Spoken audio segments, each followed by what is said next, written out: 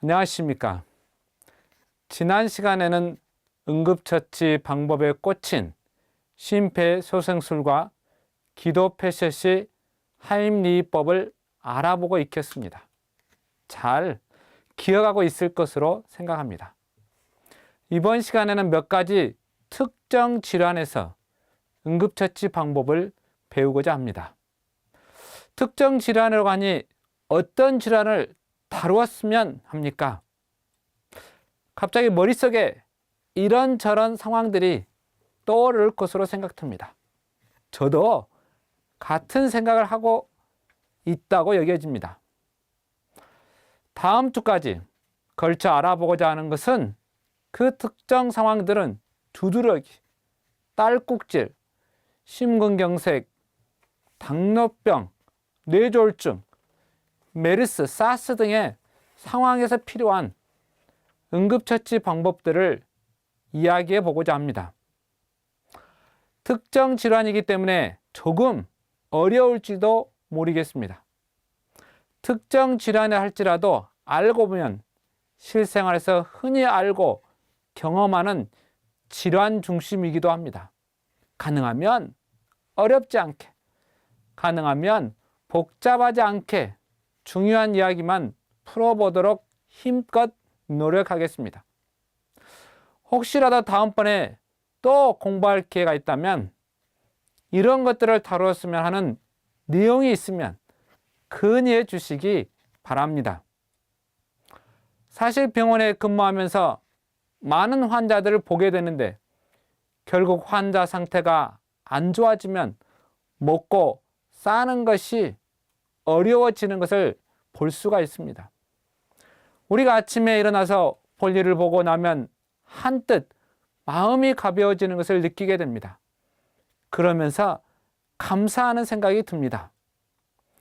이러한 사소한 것을 할 수 있다는 것이 얼마나 중요한 것인가를 생각할 때 우리 모두가 감사하게 느끼는 마음이 필요하구나 라는 생각이 듭니다. 혹자는 우리가 숨을 쉬는데 가장 필요한 것이 산소라고 합니다. 이 산소를 어느 누구도 돈을 받으면서 제공해 주지 않고 어느 누구도 돈을 지불하고 사용하는 사람이 없습니다. 그래서 무료인 것이 감사하다는 마음이 듭니다. 사람이 살아가면서 특정 질환에 노출되지 않아도 감사하고 노출되었음에도 적절한 응급처치 방법으로 잘 넘어감에 감사해야 할 것으로 생각됩니다. 특히 이 강좌를 듣고 있음에 감사해 봅시다. 이번 주 강좌를 통해 배우고자 하는 학습 목표입니다. 첫째, 딸꾹질의 정의와 해소 방법을 설명한다. 둘째, 두드러기의 기전과 종류를 설명한다. 셋째, 두드러기의 응급처치 방법을 습득한다. 넷째, 심근경색이란 무엇인가 설명한다. 다섯째, 심근경색의 응급처치 방법을 습득한다입니다.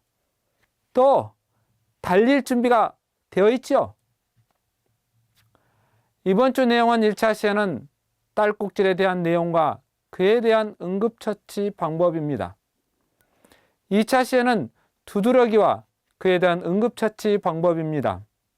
3차 시에는 심근경색으로 인한 심장마비와 그에 대한 응급처치 방법에 대해서 공부하고자 합니다. 기대한 만큼, 열심히 공부한 만큼 도움이 될 것입니다. 학생 여러분, 딸꾹질을 해본 적이 있습니까? 딸꾹질이 멈추지 않아 곤란을 겪은 적이 있는지 모르겠습니다. 어떤 사람들은 이 딸꾹질 때문에 별의별 방법을 써도 잘 해소되지 않아 곤란을 겪기도 합니다. 먼저 딸꾹질이 맞는 표현법일까요? 아니면 딸국질이 맞는 표현법일까요? 둘 다 맞는 것 같고 아니면 하나만 맞는 것 같기도 하고, 아무튼 각자 스스로 확인해 보시기 바랍니다. 그런데 딸꾹질이 얼마나 곤란을 겪게 하면 이번 강의에 등장하나 하는 생각이 들 수도 있습니다. 아마 딸꾹질을 경험해 보기는 했지만 그렇게 고생하지는 않을 수도 있습니다. 그런데 한번 보실까요? 이런 책이 나와 있습니다. 딸꾹질을 멈추게 해줘. 표제작 딸꾹질을 멈추게 해줘를 비롯한 단편 동화 6편이 실려 있습니다. 6편의 이야기 모두 실제 현실 속 아이들의 삶이 고스란히 반영된 동화들입니다. 아이의 입장에서 과중한 사교육의 폐해를 되짚어보고 아이들이 진정 누리고 느끼고 지켜야 할 것이 무엇인지 보여줍니다.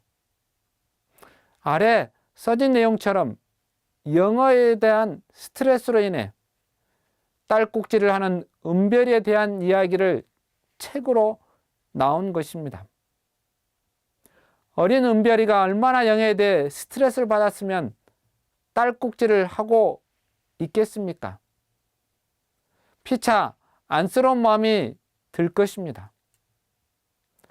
물론 수강생 여러분들도 영어로 인해 스트레스를 엄청 받고 있을 것으로 생각됩니다. 그렇지만 앞으로는 인공지능 컴퓨터의 발달로 이 문제도 점차 해결될 것으로 생각됩니다. 아무튼 이런 딸꾹질을 멈추게 해줘라는 책도 있습니다. 뿐만 아니라 이런 일도 있습니다. 영국 언론에 보도된 내용입니다. 25살 록밴드 뮤지션인 크리스토퍼 샌드가 있습니다.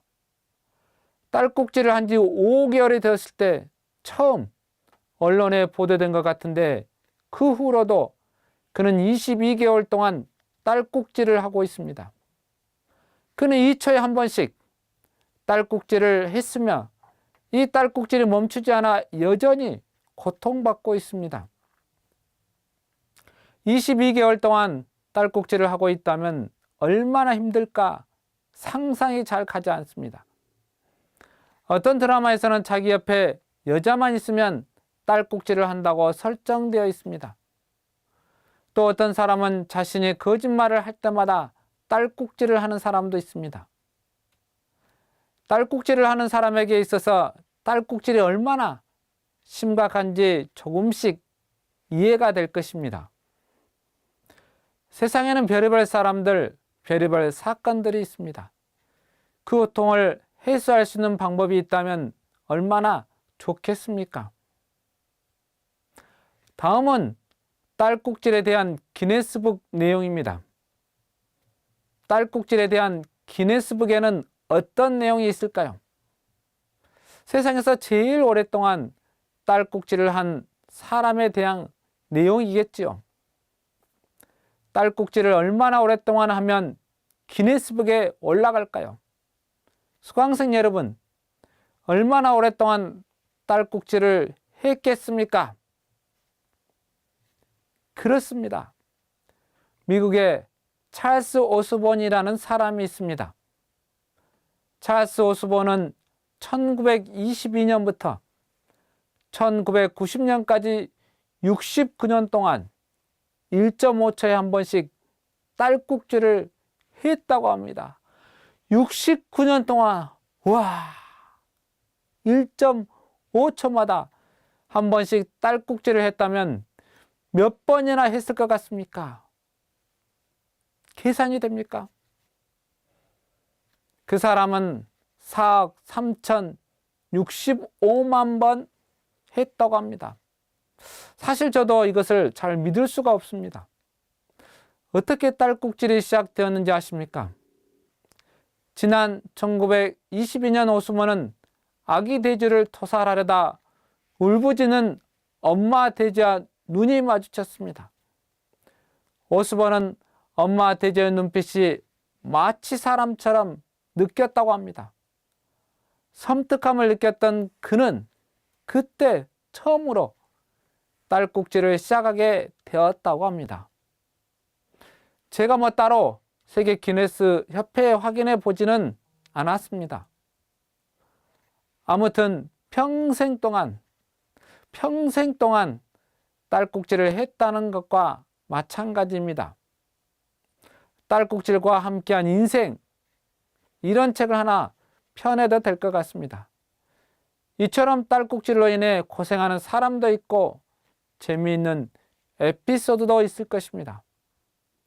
그러면 딸꾹질은 왜 생기는 것입니까? 어떤 학생은 딸꾹질을 하고 싶어도 한 번도 해본 적이 없다고 오히려 불평하는 학생도 있을지 모르겠습니다. 자, 그러면 딸꾹질에 대해서 알아보도록 하겠습니다. 한국에서는 뭔가를 훔쳤기 때문에 그게 잡힐 게 두려워서 딸꾹질을 하는 거라는 도시 전설이 있습니다. 이는 사람이 갑자기 놀라면 딸꾹질이 멈춘다는 속설로 인해 생긴 것이기도 합니다.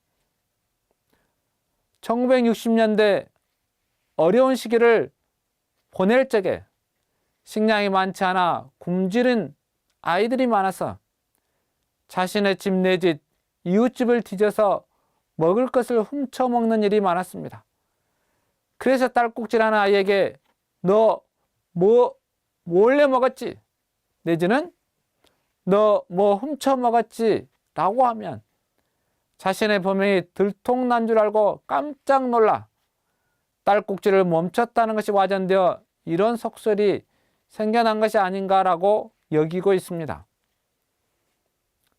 딸꾹질은 호흡에 관련된 가슴에 있는 근육과 가슴과 배 사이를 나누는 막처럼 생긴 근육인 가로막, 즉 횡격막이 주기적이고 경련적으로 움직여서 생깁니다.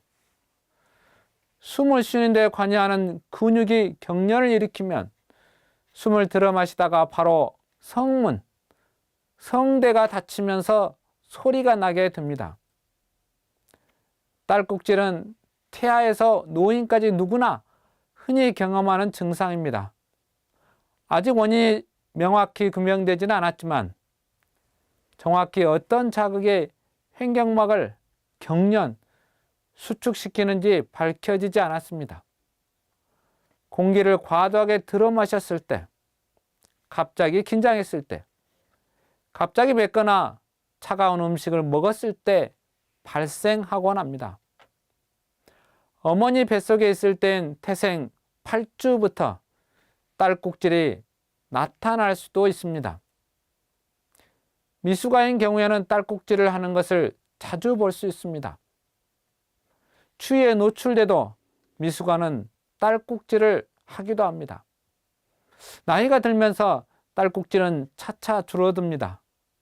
그런데 난치성, 즉 치료하기 힘든 딸꾹질은 나이가 들수록 많아집니다. 딸꾹질은 남자와 여자에서 비슷하게 나타나는데 젊은 여자는 같은 또래의 남자보다 딸꾹질을 더 많이 하고 난치성, 치료하기 힘든 딸꾹질은 남자에게서 훨씬 흔해 남자가 난치성 딸꾹질 환자의 80% 정도를 차지합니다. 앞 슬라이드에서 이야기한 것을 그림으로 다시 한번 설명하겠습니다. 우리는 호흡을 여러 가지 생리적 기전에 의하여 자동으로 숨을 마시고 내쉬고 하고 있습니다. 숨 쉬는 호흡 중추가 머릿속에 있지만 호흡과 관련된 가장 중요한 근육은 가슴과 배 사이를 나누는 횡격막, 즉 가로막과 가슴 전방, 측방에 붙어있는 여러 가지 근육들이 큰 역할을 합니다. 숨을 들어 마시면 횡격막과 가슴에 있는 근육이 이완합니다. 이때 동일하게 목소리를 내는 성문이 열려서 공기가 폐 안으로 들어옵니다.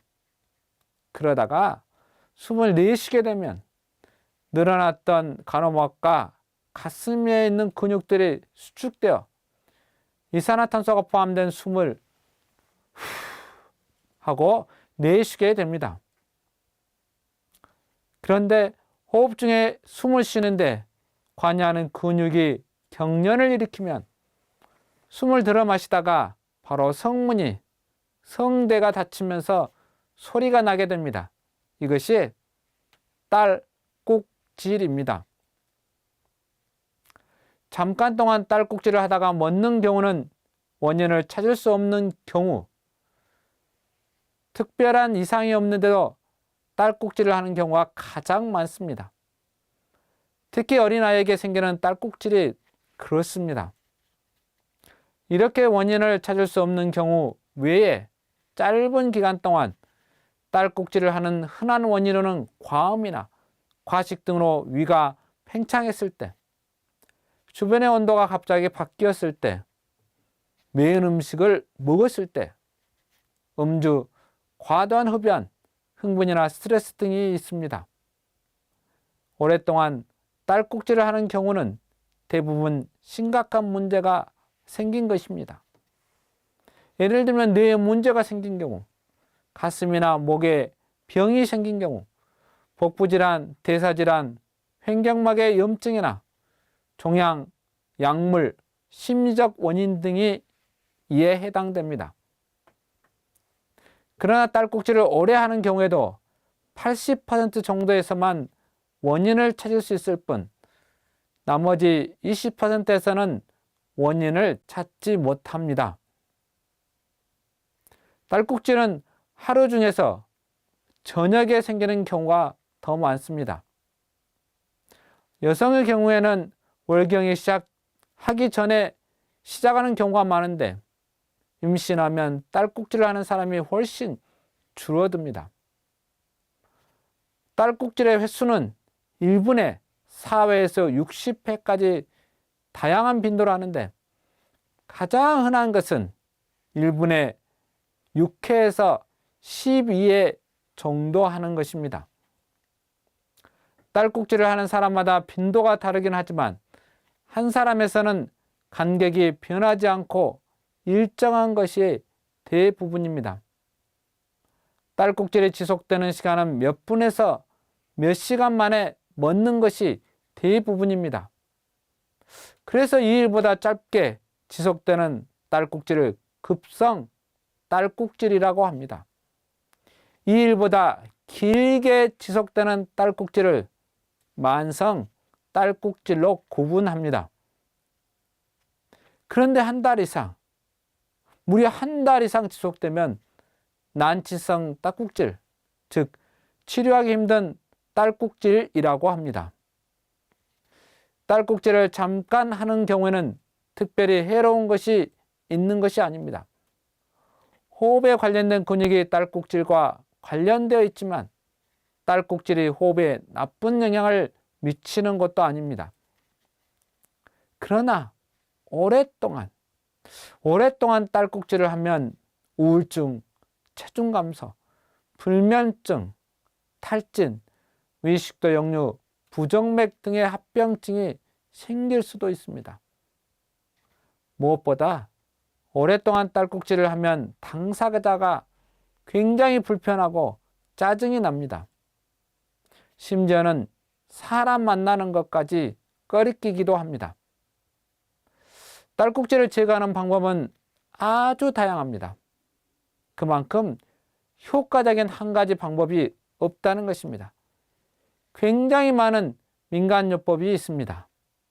아주 간편한 방법으로 아래의 방법을 정성껏 실천하면 웬만한 증상은 다 가라앉는 경우가 대부분입니다.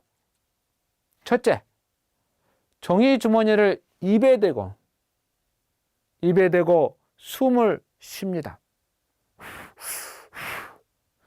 혈액 속의 이산화탄소량을 증가시켜 몸이 딸꾹질보다 이산화탄소를 제거하는 일에 더욱 집중하게 합니다.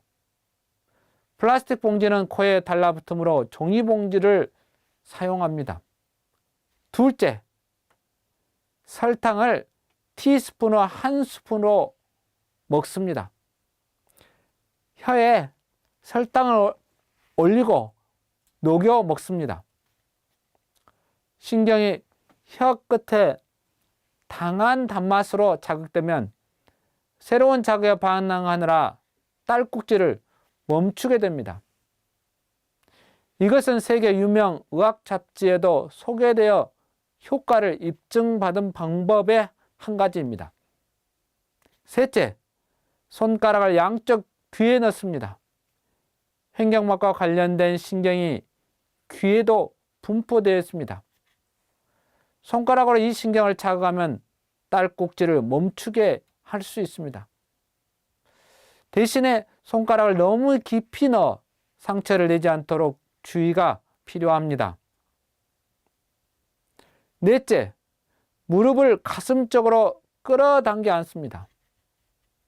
음식을 먹다가 공기를 많이 삼켜서 위장이 팽창되었을 때 나타나는 딸꾹질의 효과적인 방법입니다. 무릎을 가슴에 안고 위장을 압박해주면 자연스럽게 공기가 빠져나옵니다.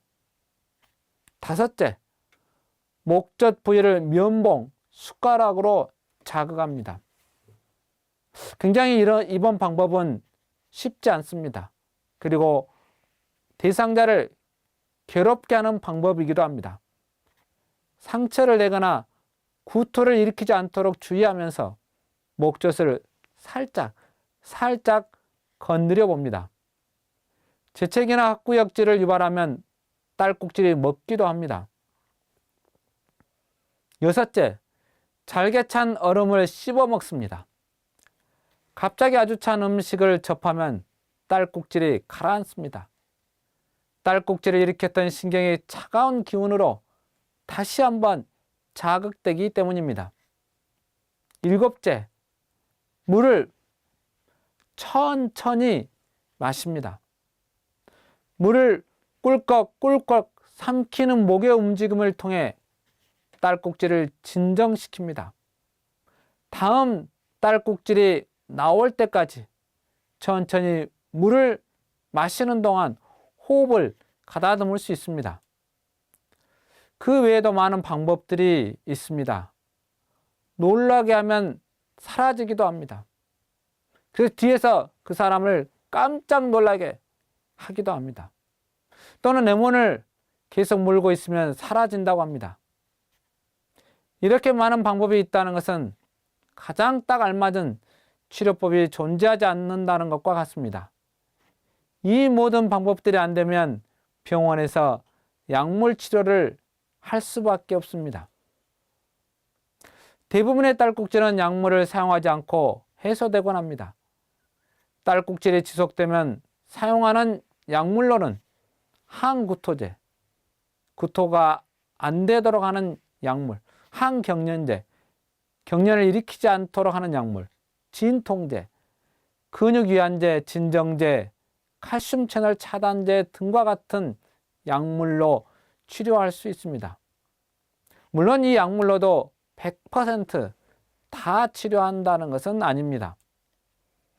약물로도 치료가 안 되면 어떻게 해야 할까요? 마지막 보루 같은데. 약물로도 치료가 안 되면 결국은 수술을 해야 됩니다. 횡격막 신경이나 목 부분의 경막의 신경을 차단하는 신경 차단술을 고려해 보기도 합니다. 일반적인 딸꾹질을 해소하는 영상을 한번 보도록 할까요?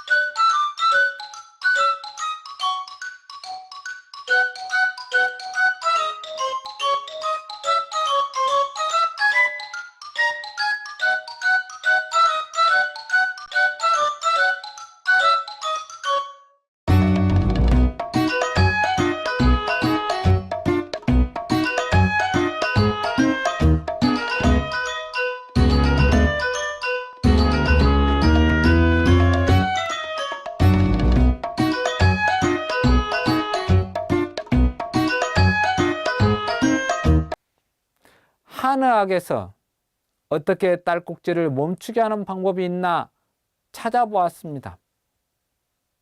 그랬더니 숨을 크게 들이쉬고 참을 수 있을 만큼 참아본 후 그림에 나오는 경혈점을 눌러 몸을 안정시켜 보라고 나와 있습니다. 그림처럼 명치 아래 거골과 거골 양쪽의 기문, 손목의 내관을 지속 압으로 눌러주라고 합니다. 지속적으로 눌러주라는 것입니다. 혹시 학생 여러분이 알고 있는 그 외에 효과적인 딸꾹질 치료 방법이 있습니까? 이번 시간에는 딸꾹질에 대한 내용과 그에 대한 응급처치 방법에 대해 알아보았습니다.